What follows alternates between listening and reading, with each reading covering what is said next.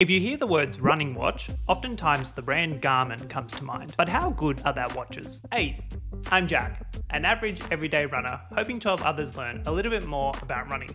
Today, I'm going to be reviewing the Garmin Forerunner 255 watch that I used to run my first ever marathon, being the New York City Marathon last year. I'll leave the sections of the video up on the screen now if you want to skip ahead.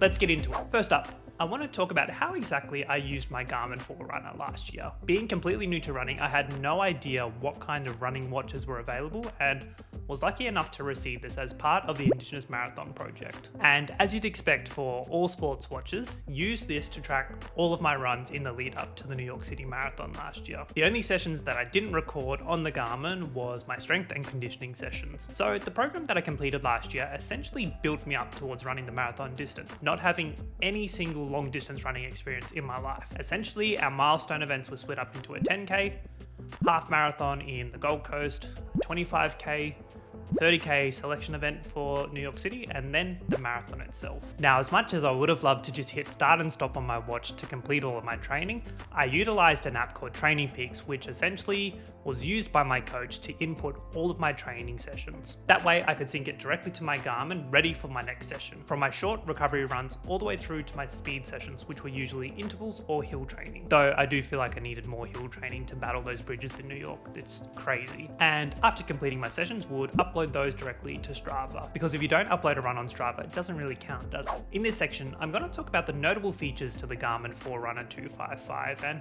how that impacted me as a new beginner runner with no experience using a running watch before. I will admit though, I didn't really use my Garmin to its full extent with the features that it has on offer. However, now training for my second marathon, find myself using more of those features. The most notable feature last year was the GPS functioning on this watch. It's incredible. And going back to the marathon itself, with thousands of different runners completing the marathon at the same time, being able to go back into my Strava and see a clearly defined marathon route on my Strava was incredible, with no fluctuations or errors in the GPS tracking itself. That was a key feature that to this day I'm so impressed with. Secondly is the battery life of these things, and I say this coming as an everyday Apple Watch user, seeing this on my wrist now, where I have to charge my Apple Watch almost every single day. For the Garmin though, 7 days and it'd be fine.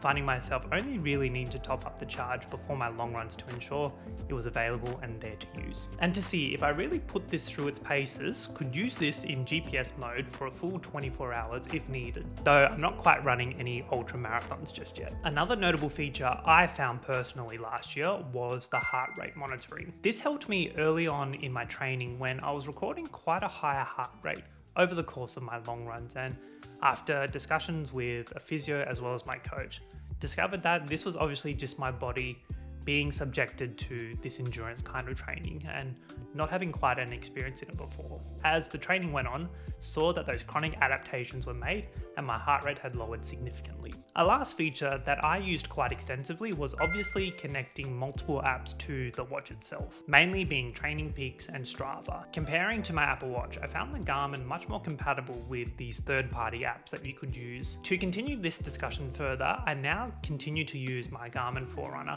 as I train and prepare for my second marathon, making use of the Garmin Connect app to actually manually create workouts that I can sync to the watch itself. I found using this feature an ease, particularly as I got to those specialized structured kind of workouts where I was hitting certain time targets for each distances of a workout or adding marathon efforts into my long runs, and then being able to populate those in the calendar on the Garmin Connect app to appear on my watch for my next sessions took out a lot of the thinking work. Again, it's a work in progress on discovering the features to the Garmin Forerunner 2, so let me know down in the comments if there are any features that I should really be checking out and utilizing in my marathon training. So now, my overall thoughts on the Garmin Forerunner 255 watch. Overall, I think this is a perfect beginner's watch for anyone looking at getting into running in the first place, because it has all the necessities when it comes to running, whether it's training for something like a couch to 5K through to the marathon distance. Arguably, I'd say the biggest pro for this watch is its battery life, and I say this coming as an everyday Apple Watch user. This completely destroys the Apple Watch in this regard. One slight downfall to this watch is the 255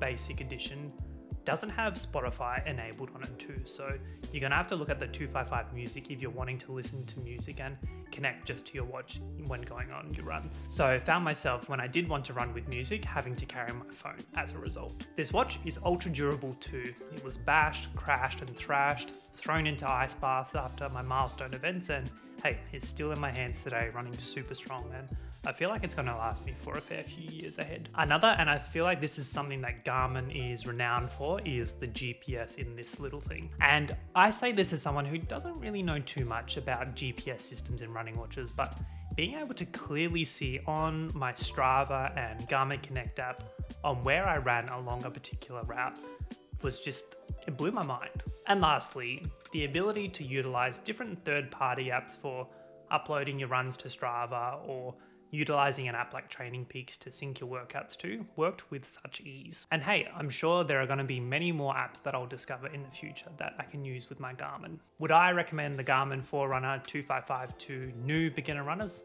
Of course. While it's not one of the top of the line watches at the moment, it has anything and everything you need to get out there and record your runs with precision. And I find myself appreciating this watch more and more as I get further into my running journey. Though I would be keen to hear what the next upgrade from me would look like too. Leave a comment down below if you have any suggestions. So there we have it. A very basic review of the Garmin Forerunner 255 and how I used it to train for the New York City Marathon last year. Now, while I'm not the biggest running watch geek with all the features and gadgets that may be included in them, I found this did me perfectly fine and probably will for the next few years before I look at upgrading to a newer version. Let me know what you thought about today's video, and if you're keen to stick around to watch some more of my content, YouTube recommends you should check out this one here. I'm Jack, and I'll see you next time. Catch ya.